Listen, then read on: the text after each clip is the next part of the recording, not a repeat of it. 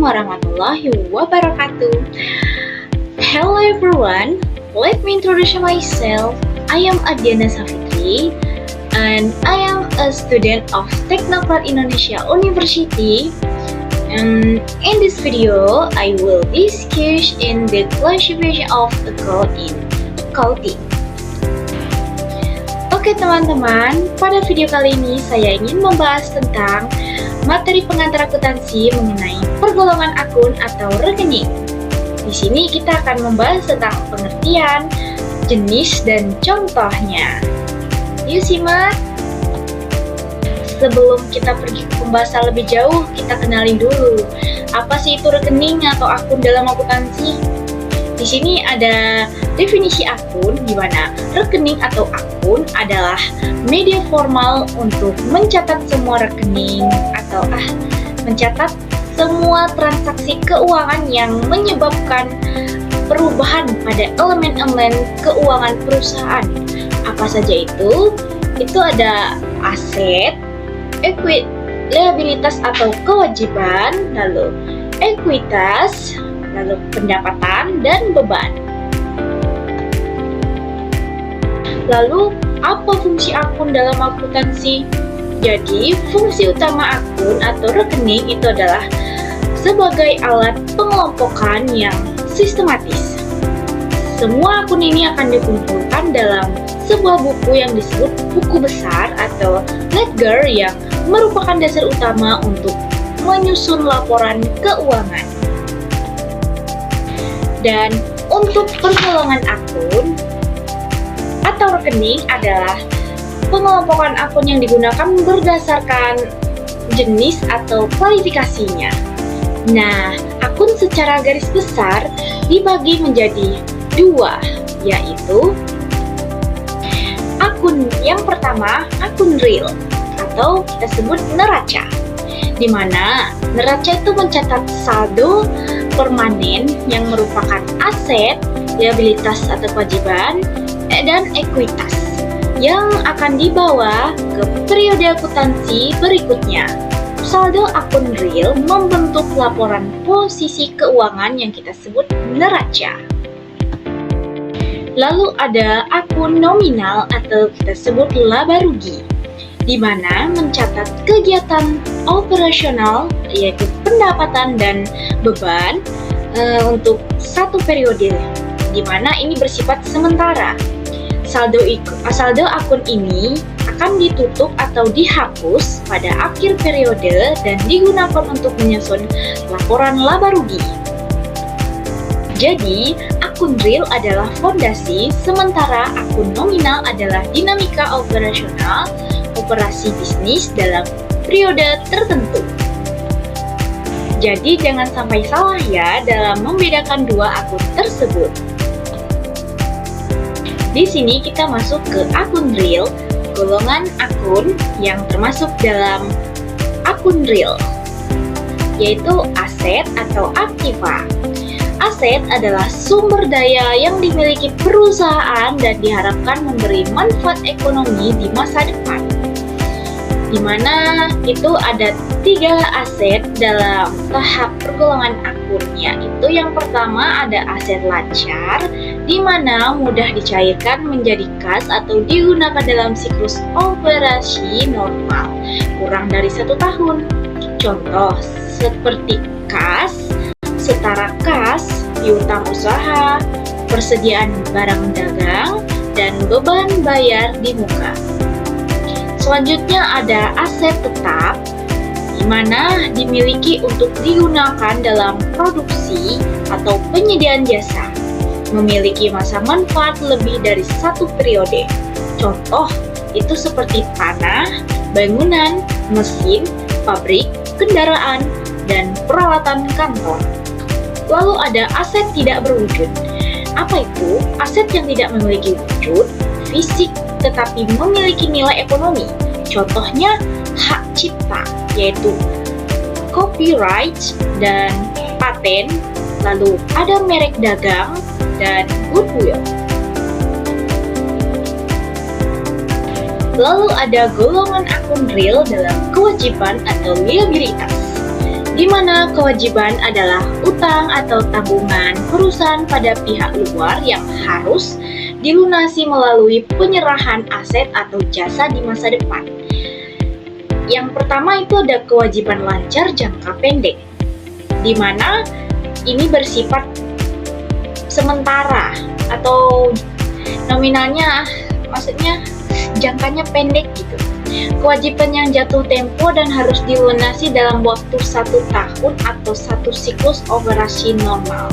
Contohnya utang usaha, utang gaji atau pajak, lalu pendapatan yang diterima di muka. Itu contohnya bagi kewajiban yang lancar.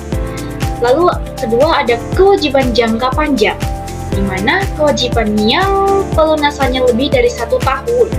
Contohnya utang hipotek atau pinjaman dalam jaminan properti, utang obligasi, dan utang bank jangka panjang.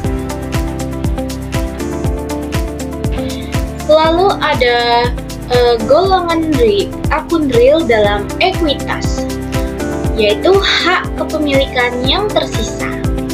Yang pertama ada modal saham, yaitu kontribusi awal dari para pemilik atau investor. Lalu ada laba ditahan, di mana akumulasi laba bersih perusahaan yang tidak dibagi kepada pemegang saham. Lalu ada dividen, yaitu pembagian sebagian laba kepada pemegang saham, yaitu mengurangi ekuitas, di mana ekuitas selalu mencerminkan selisih antara total aset dan total kewajiban perusahaan. Ini adalah klaim bersih pemilik atas sumber daya perusahaan. Selanjutnya kita masuk ke golongan akun nominal. Yang pertama itu ada pendapatan. Pendapatan adalah peningkatan manfaat ekonomi selama periode akuntansi dalam bentuk arus masuk atau peningkatan aset atau penurunan kewajiban yang menghasilkan kenaikan ekuitas. Yang pertama itu ada pendapatan operasional inti, di mana pendapatan yang berasal dari kegiatan utama perusahaan atau core business, yaitu penjualan barang dagang dan pendapatan jasa konsultasi. Lalu ada pendapatan non-operasional, yang mana pendapatannya berasal dari kegiatan di luar operasional utama, yaitu pendapatan bunga atau yang dari investor. Lalu ada keuangan penjualan aset tetap dan pendapatan sewa. Lanjut masuk ke golongan akun nominal, yaitu beban atau biaya. Beban adalah penurunan manfaat ekonomi selama periode akuntansi dalam bentuk arus keluar atau penurunan aset, atau timbulnya kewajiban yang mengakibatkan penurunan ekuitas. Apa saja itu? Yang pertama itu ada beban gaji atau upah, di mana biaya yang dikeluarkan untuk kompensasi karyawan.